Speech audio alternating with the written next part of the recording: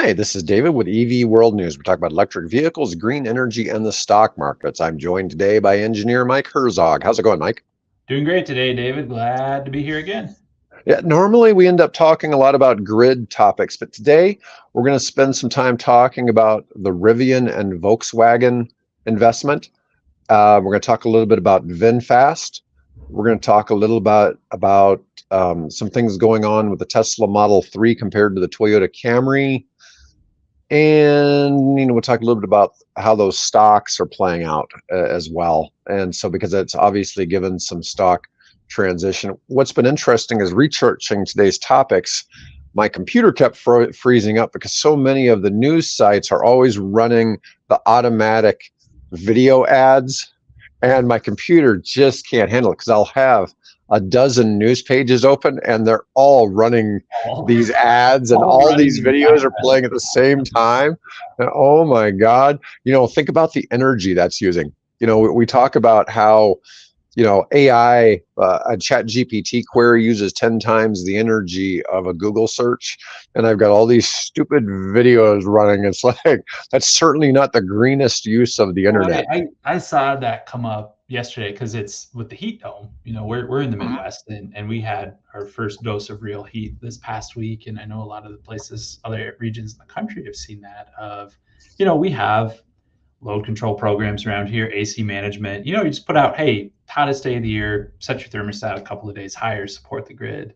And people are starting to counter back on exactly what you just said. Well, that person doing that random AI search on Google to make a picture of something absolutely ridiculous is using more energy than I am, in that 10 seconds. Right. So why should we even be trying on here? So it's interesting the more and more that starts to come out to the public space of people recognizing like this is a lot of computing power and a lot of energy. Well, at the same hand, we're being asked to conserve and they're gobbling up every spare kilowatt hour that's out there.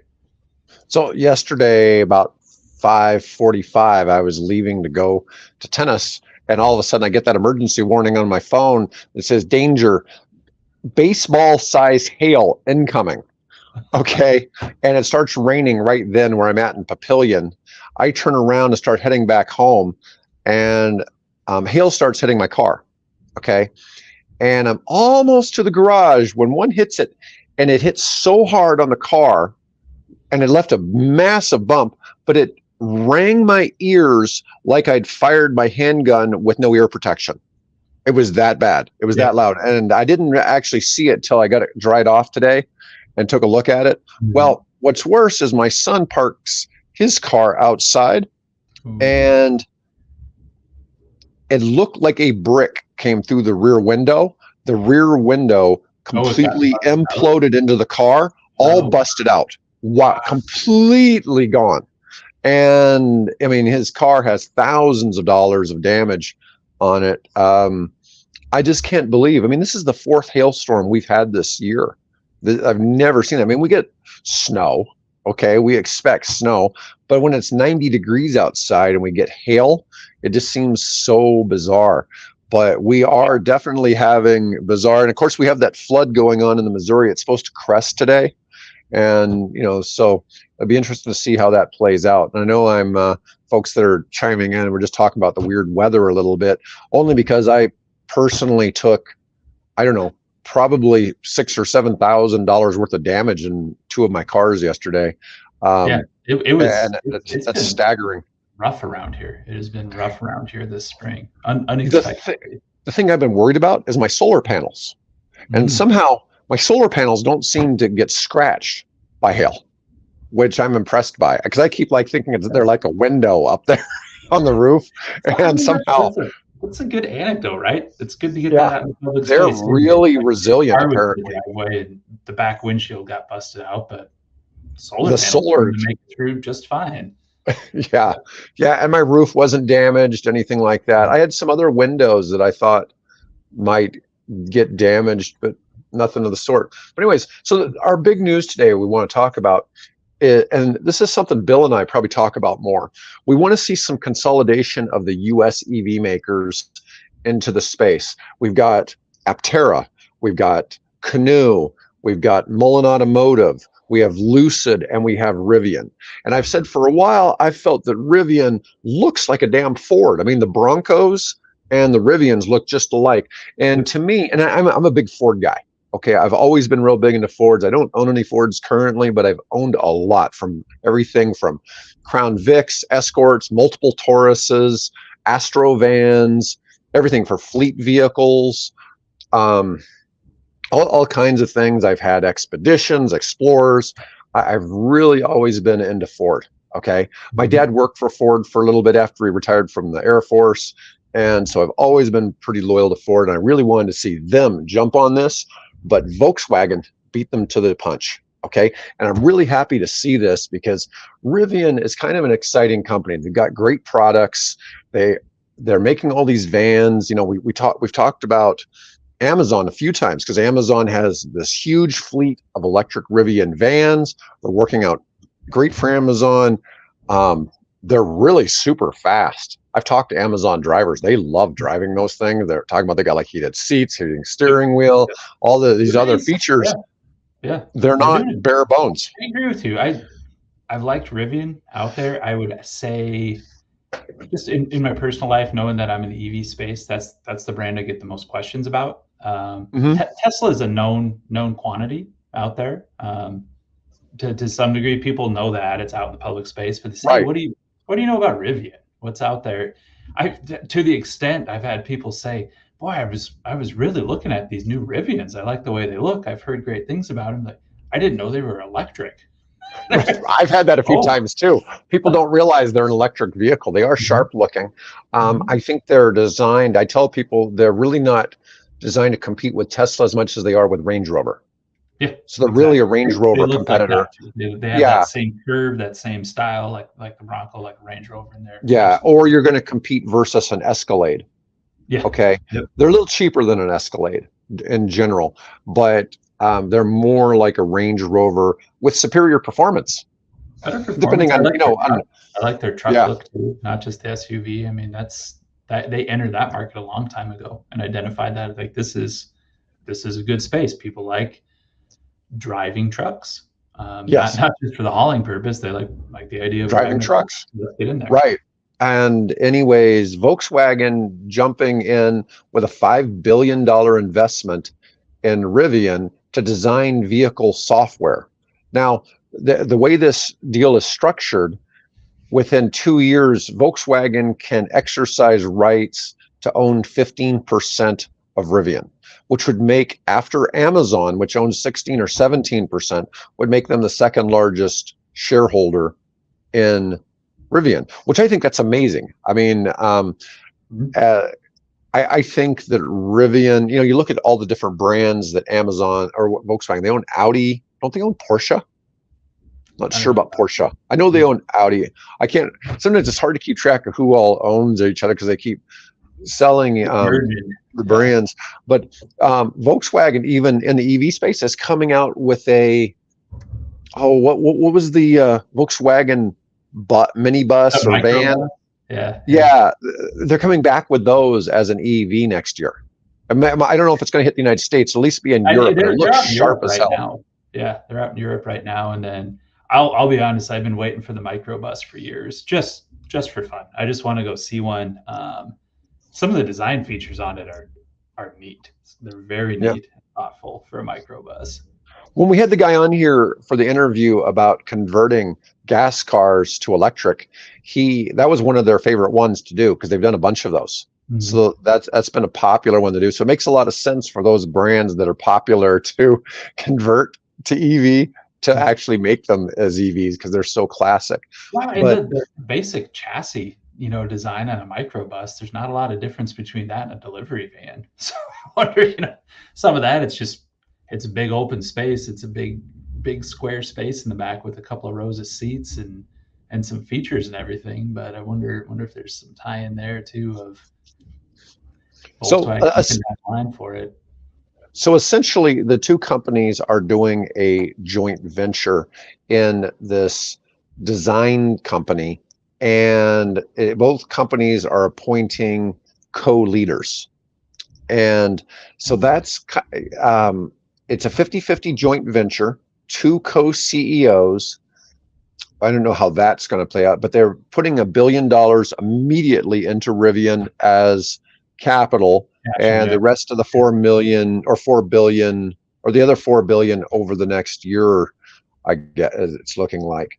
Anyways, it's just an exciting thing to see that go in there. And I wanted to take a look here. I'm going to share my screen. We're going to look a little bit about Rivian stock. This is something we don't normally do on your episodes, but I want to cover this because this is such an important announcement. So right now, Rivian has gone. It had gone down to about $8. Let me see where we were at. Let's go 6 months. What was our low? We had gotten down here to $8.40 back in April, and right now it's sitting at $14.49. Now the news from yesterday brought it from $10.30 to $14.49. So that's almost a 40% jump in the past. That's a big announcement. 24 hours. It's a big deal. I mean, I'm glad to see people are taking notice. Now, if you look here, they'd been having nothing but bad news because you have a almost 40% drop in the past 6 months. Okay, but this is fairly staggering news. Here it's showing 34% jump in 5 days, but really this is all just since yesterday. Yeah, it had shot all the way up to $18 for a little bit yesterday at the close of trading. So that was an interest play. What's kind of funny is, as I watched this, at the same time that people were announcing how it was bad for Volkswagen stock. And I'm just like, how is this negative news for Volkswagen? So one of the things that I see as a problem for Volkswagen is they've been heavily selling cars and making cars in China. Okay. And so the idea of acquiring an American manufacturer, to me, looks really good to the German company. For a while, Volkswagen was the most American made car, I think, till Tesla came along. Oh, really? And down to the parts and labor and manufacturing, right. It was all stateside. Yeah, Volkswagens made in the United States were the most American-made cars, and you like to think that it's Ford or Chevy or somebody like that. It's like, no, because in all fairness, they were making it in Canada. I mean, a lot of us don't even think of Canada as being foreign, right?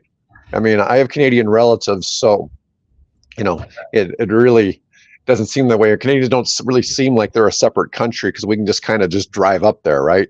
And to us in America, we only border two countries, and so it's not many places you can just drive, and Canada's one of them. Anyways, largest unguarded border in the world. Right. Yeah. Anyways, but as I look at some of this, you also see some numbers here. Tesla is up 3.4% today. Lucid's up 4.6%. NIO is up 4%. And Ford's down 1%. And it's interesting to see that this apparently was good news for the EV space overall to see this kind of investment. Now, I had noticed while I was doing some research on this that a few years ago, Hyundai put some investment into Canoo. And Canoo really hasn't done a whole lot. They're doing some things in the state of Oklahoma. They're manufacturing. And I'd like to see somebody step up and acquire Canoo in this space. I think it'd be really good. That one seems ripe, right? I mean, for it, just because they're not a everyday phrase for people. Like, enough people hear Rivian pops up, but Canoo is one of those, like, I man on the street kind of interview, like, oh, what do you think about Canoo? Like, you mean the boat? So no, C-A-N-O. One of the companies that's out there. So I've been working on fundraising in the medical space, and I also do some fundraising in the EV space. And one of the things was, if we did this one project where we did fundraising in the medical space, the group we were talking to, I just casually tell them about some of the things I'm seeing in the stock market and EVs, how easy it would be to take a really big position in some of these companies. And we're like, you know what, we could take a 10% position in, I'm not going to name which one of them, but I have mentioned them on this episode already, but then I could be on the board. Wow. Yeah. I mean, it was big enough that if you have a 10% stake, you can basically require that you're on the board. And anyways, I thought that was quite interesting. But I'm looking at there's several companies that, so Rivian, the stock really went down. It got kind of cheap. Lucid's in that same boat, but Lucid has the Saudi Arabian royal family already owns 60 to 70% of Lucid. Okay. Yeah, I thought they had a major investor. Oh no, it's huge. It's huge. Like, so that's not major. That is, yeah. Like, yeah, the part where Lucid is public is really just a minority ownership company. So of course, there's a few other companies like Dell Computer. Michael Dell still owns like 70% of the company. Yeah, he is Dell. He's still Dell. Yeah. It's very interesting. All of a sudden, Dell is almost every day he's talking about Bitcoin on Twitter. Okay. And he's retweeting what Michael Saylor from MicroStrategy is saying, because MicroStrategy is the company that owns the most Bitcoin, but they're a computer company like Dell. And their stock has been going up astronomically because they sell a lot of servers. And so you have some companies that have really been flying, like NVIDIA, because of AI. Dell has been benefiting from it too. And yeah. So Michael Dell's personal fortune is now about $112 billion.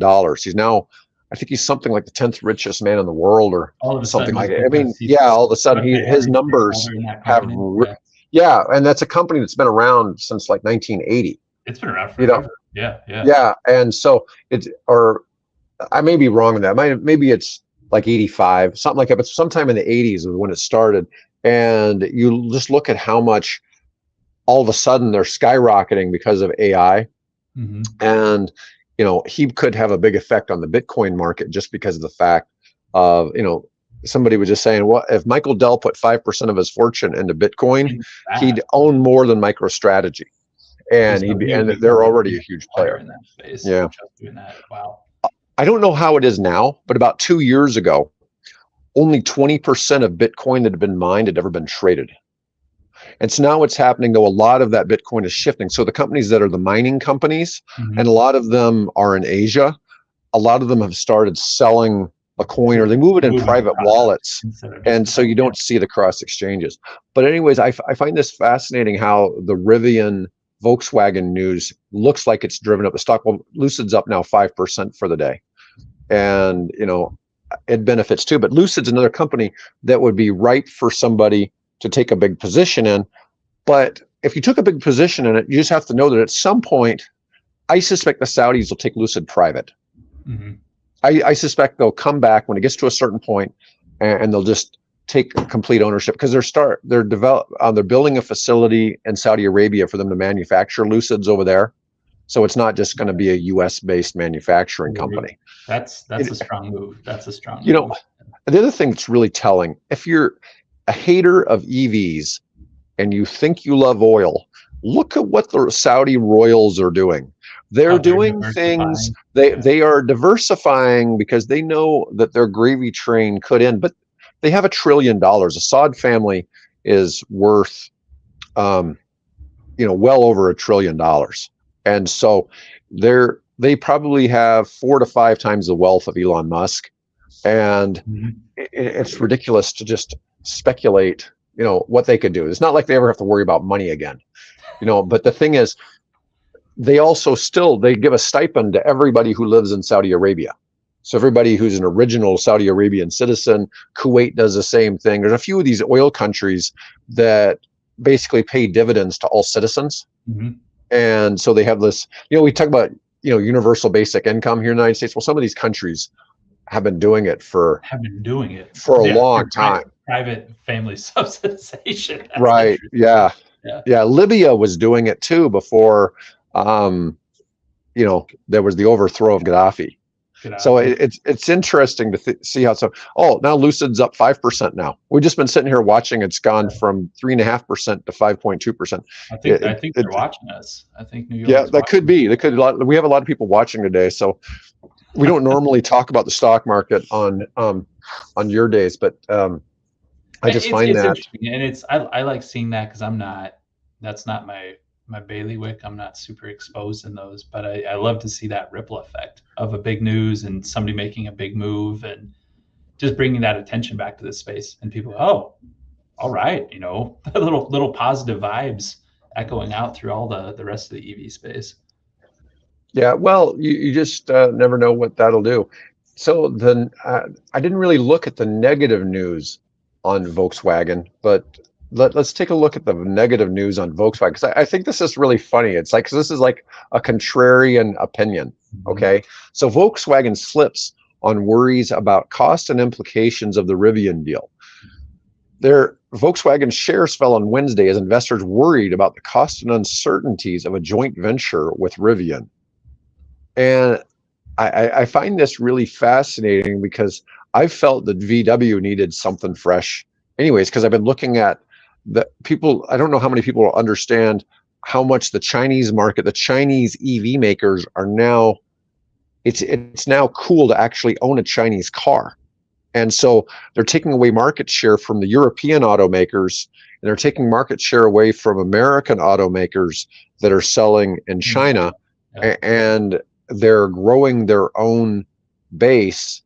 And now this is the tie-up is the latest shift by Volkswagen from a go-it-alone strategy to bringing in expertise via partnerships in key areas for electrification, from batteries to EV platforms to software, but adds questions about the future of Volkswagen's own software subsidiary, Kyria, which has struggled with years of delays and losses. One of the things that's interesting in the EV space, you have all the legacy car manufacturers that are trying to take their current car and converting it to an EV, whereas you have all these other EV companies that decided to make a cool looking EV or design and make an EV that was never a gas car. So they started with a fresh platform, and most of them are using the skateboard platforms. Yep. And they're simply doing a completely different design on the way that the vehicle is being built. We've seen it with Tesla. Now we're seeing it with Rivian again. And that's, to me, that's where the innovation is happening and where it's going to happen. I always say innovation with a capital I and lowercase I. Capital I is battery chemistry, technology, some type of breakthrough that's going to make a big difference. Innovation with the lowercase I is just people realizing they can make these vehicles different. Start from the ground up, change your processes, change how you procure, change your standardization methods, your plug and play options, these different things and how you come up. And just over time, as people start to take that approach of doing the opposite of what you said, converting something that was meant to be a internal combustion vehicle and reimagining it from the ground up, like that's going to continue to drive these costs down. So you wonder, like, well, how can these Chinese, auto manufacturers get down to a low price? And even the Tesla models and where they're at, because they're designed that way. Let's start from scratch. Let's build a new vehicle and go from there, and not get locked into previous construction and procurement, and manufacturing processes, and do it different because we can. And it's driving innovation in the industry, which is great. It's going to continue to move it forward and lower costs. So Volkswagen's mainly traded in Europe, and their shares were down 2.6%, while Rivian shares in pre-market trading had been up 42%. And it's interesting, but Volkswagen has fallen behind in a couple of areas, including autonomous driving and software. Now, their most popular EV in the United States is the ID.4, which is actually, out of all the cars that are sold in the United States, I think last year it might have been like number 5.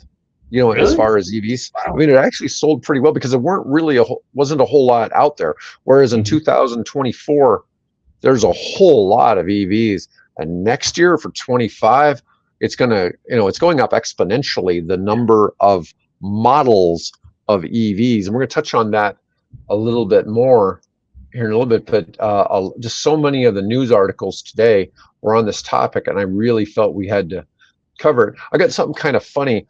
If you didn't know what brand this car was in this picture, what would you guess that was? I guess Range Rover, right? That's what it looks like to me. To me, it looks a little bit like a Volkswagen. You're going Volkswagen? Yeah, Okay, I see a little bit of Volkswagen. I see a little bit of Range Rover in there, but that's a Rivian, that's and I think Rivian. that's the R. I think it's the R3. I'm not 100% there, so people, you can flame me in the comments if you want if I got that wrong. But to me, I think that's going to be the. So they have the R2 coming out, which looks like it does. It doesn't look like an R2D2. It looks like a smaller version of the R1, Mhm. and but that one looks. Um, Oh, I've seen some complaints. It looks like the Chevy Vega, Okay. or Yeah. or something like that from a long time ago. But to me, it looks a little bit like a Volkswagen, and But we're talking about the consolidation. So Hyundai put some money into Canoe back in 2020, and I could see. So Canoe's cheap. When I say cheap, we're talking like $1 a share or something like that. Um, Mullen Automotive's around $1 a share. They've got quite a few. They've got a lot of manufacturing space, and Mhm. they've got a lot of commercial vehicles, and they want to release some individual vehicles. Like they have a sports car. They have a nice looking SUV. It looks an awful lot like a Porsche Macan, and Okay. I. It looks nice, and they've taken it around on tours around the country and things like that. But I think both of those countries would be really ripe for a GM or Ford takeover. And one of the things is, at one point, Mullen bought a former um, Hummer manufacturing plant from GM. So they have some kind of relationship, Okay. at some point there with GM. And so I'm just sitting there looking at these. It's like, Ford or GM, you look at those. My other one is Aptera. And I have people tell me Aptera doesn't need money, for their three-wheel vehicles. But are they ever going to come to market? They're talking about they're going to make 40 of them overseas for Dubai or something like Mhm. that. And it's like, could you make some mass market? I mean, I know lots of people who have pre-orders, and for those, have their deposits, and they're hoping they eventually get one.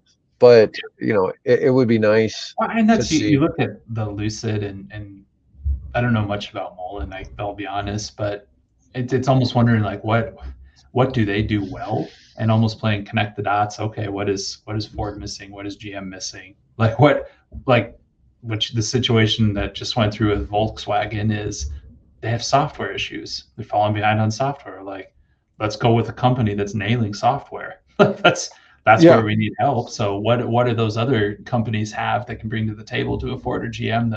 All right, here's our gap. Let's just go buy it. Well, we don't have very many EV manufacturers in the United States. When I say pure EV manufacturers, but we need consolidation, because none of them, other than Tesla is what everybody wants to be in that space. The problem is, you had Elon Musk, who's an absolutely exceptional individual, and you had some luck. Okay, you had low interest rates when they released the Model S. Mhm. Okay, and when they really went mass market with the Model 3 and the Model Y, interest rates were super low. And if it hadn't been for that, if like the Model 3 was being released today, it probably, maybe it would be a dud. We really don't know. But the other companies were, just say, a few years too late to the game, and they're struggling. But all the car dealerships are struggling because of high interest rates to a certain degree right now. Yeah, everybody's And struggling with high interest. It's still echoes of supply chain issues, and everything like that. I mean, one thing, love him or hate him, what Musk has done for Tesla has been a tireless spokesman, and mhm, out there and promoting it, and positive or negative, however you want to look at it, he's in the news every day, which means Tesla's in the news every day, and those things are coming up, and they've built enough credibility over time of making actually nice quality vehicles, and learned and developed, and the original knocks against them, battery fires, all these, they've fixed it. right, they that's a, fixed everything. that's not an issue anymore. I mean, they've addressed those issues, and it's become a nice vehicle. So yeah, I, I I'm not going to discount him too much, just because he has been so tirelessly out there in front, um, taking heat, taking it for them, but keeping them in the press and in everybody's mindset and attention, and I think that's helped quite a bit too. Well, I think that, and I've brought this point before. I think GM needs to bring back the Saturn brand and make it a an EV only dealership franchise opportunity.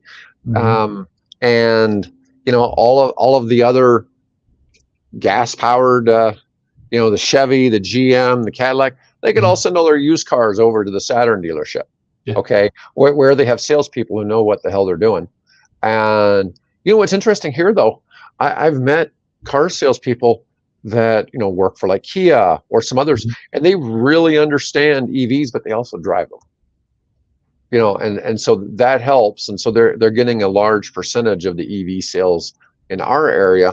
But I'm just saying, the Saturn brands like the Aura and the Ion and some others, they all have kind of an EV sounding name. They're nice thing, and I would probably do a proton, a neutron, and an electron. Some different things like that. I have not thought about Saturn, and I bet when did they go down? 20 years ago? I mean, 15 years ago? I had somebody almost run me off the road in an Aura about a week ago, and so it really made me think about it. It made you think about it? I didn't know that. I didn't know Saturns are still on the road. It's funny. The last ones were sold like to rental fleets in 2010. None have been sold to the public since 2009. Yeah, it's been. It's been a long time. That's right. That was a retro blast to the past for me. You said Saturn. But here's a good example. So Saturn was a no haggle car brand that, when the recession hit in 2007, 2008, interest rates soared. Cars were getting repoed. Remember, they had that cash for clunkers deal going on, all that. Well, GM, as part of taking their bailout from the federal government, had to trim some brands, and they trimmed Pontiac and Saturn. Okay. In that same. And I think that Saturn as an EV only would be really good. Saturn was the Kia of today, right? I mean, their deal. They had the dent resistant panels, right? Or the bounce back panels was one of. I mean, it was a great. I bought a couple of Saturns for one of my fleets. No frills, no hassle. Just, do you want a car that's going to be reliable and get you where you want? Doesn't look too bad. Like, just go to Saturn. Yeah. I can't remember anything remarkable or unremarkable about the ones we bought. We just bought them as cheap fleet vehicles, but they were all right. But I'm just saying that consolidation, especially if you brought an EV only brand, or let's say somebody bought out Canoe and it became Saturn. Okay. And so you started using Canoe's tech under Saturn. Maybe it's the Saturn Canoe, and you start selling their vehicles under that brand, under the GM family. I'm just saying there's a lot of ways that would be beneficial, I think, to the car market. And then it would be a familiar name, because Canoe sounds kind of dumb, but as a brand. I completely agree with you. I completely agree. I mean, it would be I could see it as a very positive move for them. Yeah, I mean, it's not like they don't already own the brand name, right?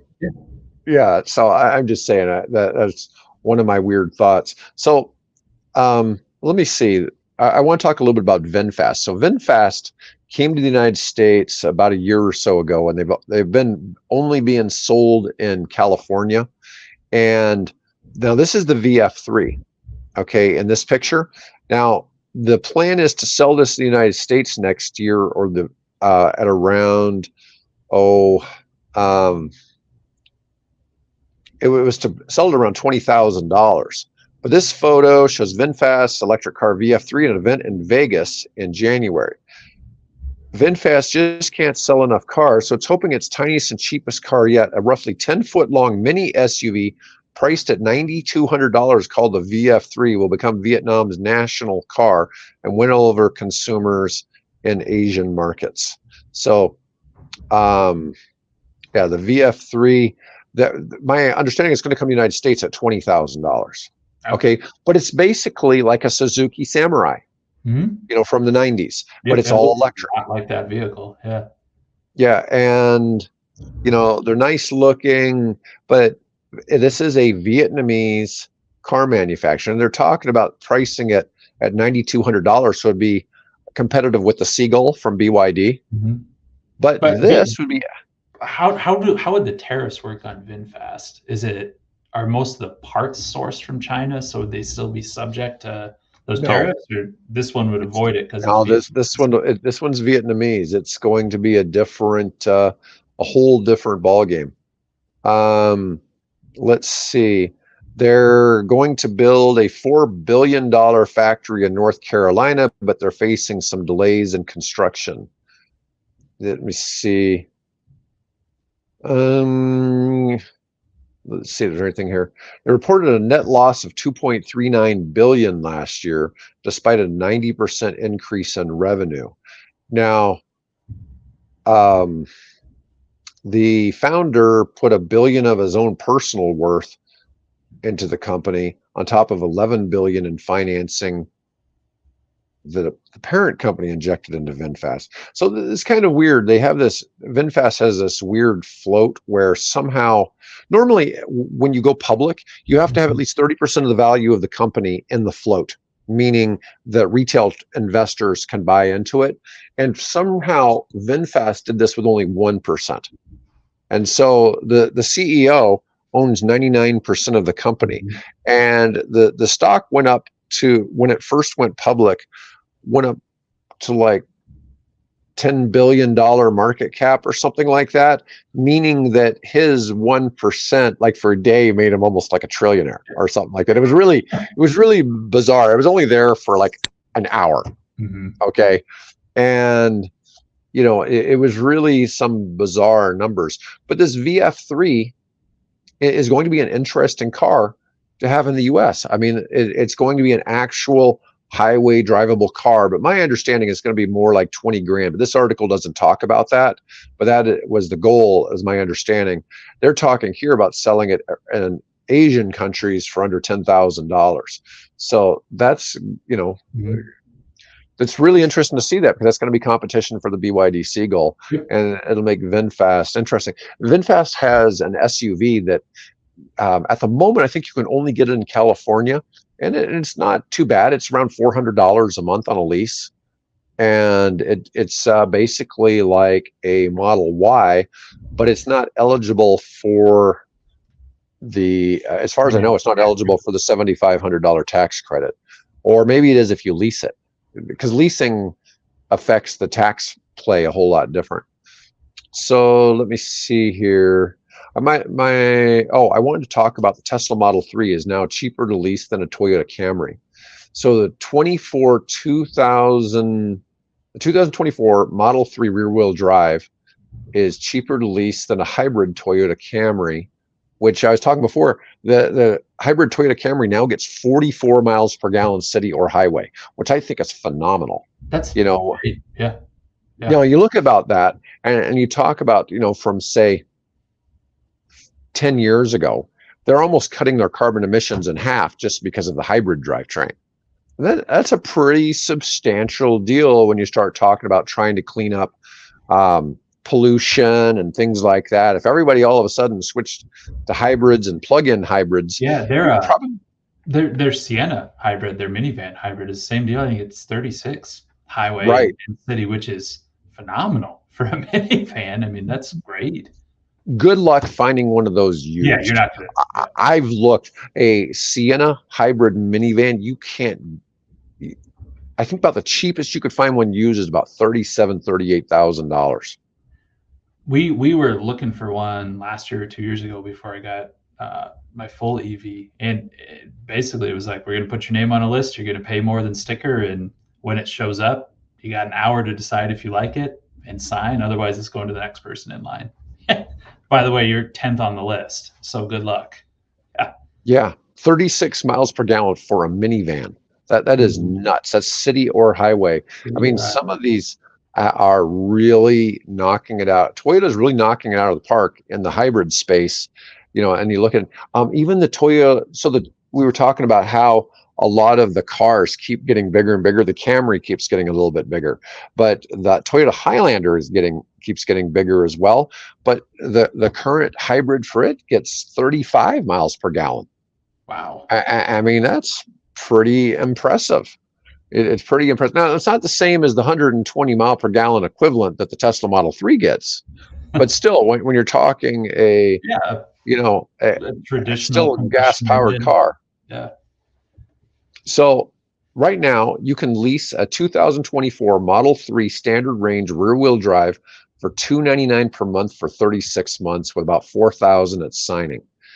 That makes the effective monthly cost when you average in the signing part about $410, and that's on a $40,000 MSRP.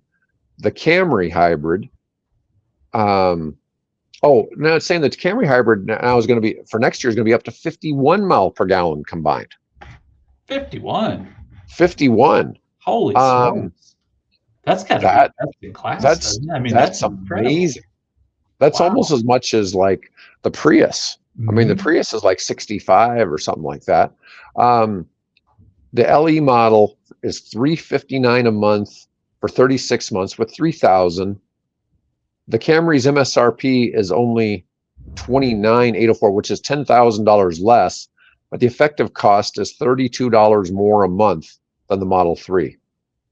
And of course, in the Model 3, you're also not going to have to buy gas.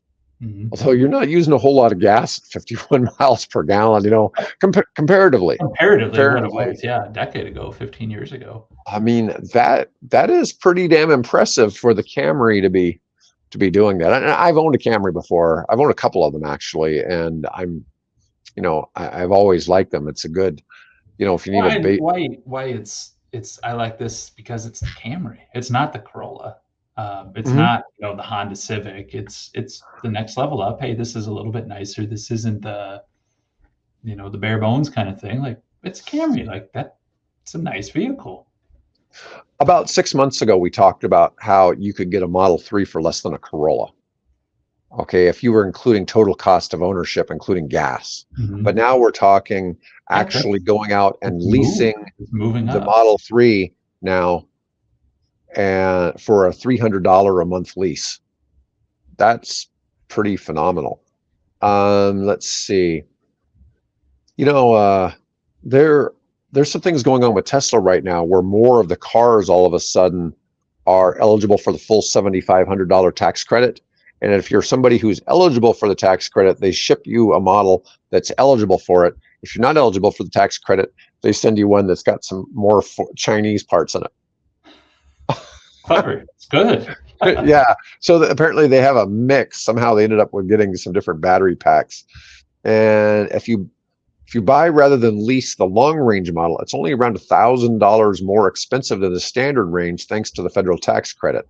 Oh yeah, because the long range has the U.S. made batteries, parts and the standard does not. Tesla scrapped promotional financing on the Model 3 long range after it became eligible for the $7,500 federal tax credit. It's just interesting to see, that change. If you go on the Tesla site, it always is like, here is the price, but it includes the tax credits and your potential gas savings. And I think it's like, okay, come on. We already know it's an EV. That's why we're looking at it. Don't tell me what the gas savings are. We know that it has cheaper gas, right?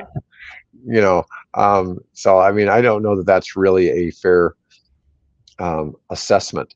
And so Tesla has now revealed how many Cybertrucks they've sold so far. And I don't know, have you been noticing any of the wrapped Cybertrucks around town? I haven't seen a single one in town yet. Okay, so we have the traditional stainless steel look that it comes standard with. I've seen one or two blacked out ones that have been wrapped with black, and I saw another one. I hope you're not watching. That's red and black. I think it's supposed to be Nebraska colors, but they need to do it again. It's not a great wrap job. I don't really like the color. Our buddy from EV Auto out in Salt Lake City did his Cybertron graphics on his. He's actually gone and redone it because people weren't noticing where it said EV Auto and the thing was too subtle. So he's had to go and redo it. So it's more obvious that he's driving it around to promote EV Auto. And I can only imagine what he spent, because each wrap job probably cost $4,000 or $5,000 or more. And Yeah, but the red and black one, I know they were trying to do Nebraska colors, but I just don't think it was quite Yeah. the red just isn't bright enough. I'll say maybe this is confirmation bias from what I've seen, but I don't know the last time I saw a positive article about the Cybertruck in mainstream media. I'd say now, no, AV world, absolutely, it covers everything. It's good news, but Right. all I ever recalled again. This happened. Oh my gosh, a part falls off, and it's then you start to read the fine print, and it's well that happens to all vehicles. Like everything isn't as a recall. Or I've noticed one thing EVs do really well about software updates. They bring them back as a recall, and it's It's like listed as a recall. yeah, you update your iPhone, like software version 15.2 to 3. Can you just do it? Yes. But with an EV, well, it has to be a recall. Like you take it in, they do it, they diagnose, they do all that. But Yeah, it seems like all I see with the Cybertruck, it's negative, negative, negative, negative. could you imagine if they classified every time that your cell phone did an update that they were calling it a recall? Mm-hmm. Yeah. I mean, that is really kind of silly. But I saw like we had 5 negative articles on EV World today about the Cybertruck windshield wiper. You know, about how they sold some with defective windshield wipers. Mm-hmm. And it's like, well, so they fix it. I mean, I really, it wasn't like so earth shattering. The news today where it's like, huh? Like, but everybody picked it up. Everybody's reporting on it in doom and gloom. And I personally don't care for the Cybertruck, but on the same hand, it's different, it's new, it's trying something out, and it's just the reception it gets and everywhere. It's one of those, give it a break. Like So if you're driving a Tesla and some of the models and your car battery, not the EV battery, but your regular 12-volt car battery goes dead, you might be locked and trapped in the car. Okay. And there was a big article about it recently. I had somebody tell me about Tesla owners getting trapped in the cars. But if you open the glove box, there's a manual release for the doors. You just pull that lever and it pops the doors open. Okay. Mm-hmm. Now, apparently that person just never knew about that. But, you know, these articles of people who didn't know about that make the news. But we're going back to the Cybertruck. Let's see. Tesla delivered 1,163 vehicles in December.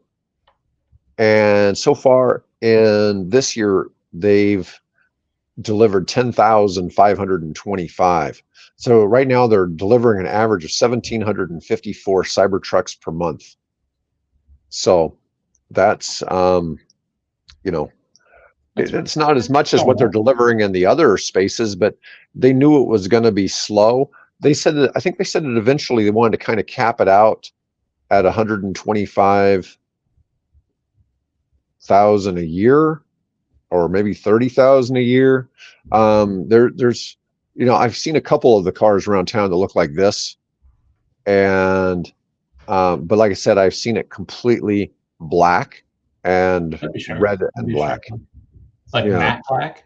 Yeah, kind of a matte black. Right. Yeah, I don't know if I've seen the same one in different parts of town, or if, you know, if there's a couple of them been wrapped. But they seem really primed to be wrapped. You know, I'm not a big fan of purple cars, but you know, you see people that wrap their sports car purple or something like that. I think the Cybertruck would look good in purple. It just because it's so different to start with. Mm-hmm. But anyways, Musk disclosed that Tesla achieved a production record of 1,300 Cybertrucks per week with a goal of hitting 2,500 by the end of the year, which would put it at about 125,000 vehicles a year with 2 weeks of factory downtime. Half the total Tesla see that they think at full volume protection they could get to 250,000 units a year. Are there enough Cybertruck buyers for 125,000 produced, let alone 250,000? I don't know. There seemed to be no shortage of demand for these. There's the Foundation series for 102,000, the Cyber Beast for 96, and the all-wheel drive for 76. The Cyber Beast does like 0 to 60 in 2.8. I'm sure it's real And so, fun to drive. Yeah, I oh mean, yeah. I'm sure it's Um, real fun. the guy out in Salt Lake that has the Cybertron graphics on his, he went and took it out for Uber and picked people up and took them for rides. And it was real interesting. He videoed some of it and showed some reactions from people. I thought that was pretty clever to Yeah, go yeah, do that's that. great. That's great. Anyways, folks, I want to say thanks for watching today. That's all we've got to cover. As always, please leave us a comment, like and subscribe, share this with a friend. A lot of our viewers, of course, come from Twitter, things like that, not just Facebook and LinkedIn and YouTube. But anyways, want to thank everybody for watching, and Mike will be back with me next Wednesday. See you Otherwise, next have week. a great day, folks.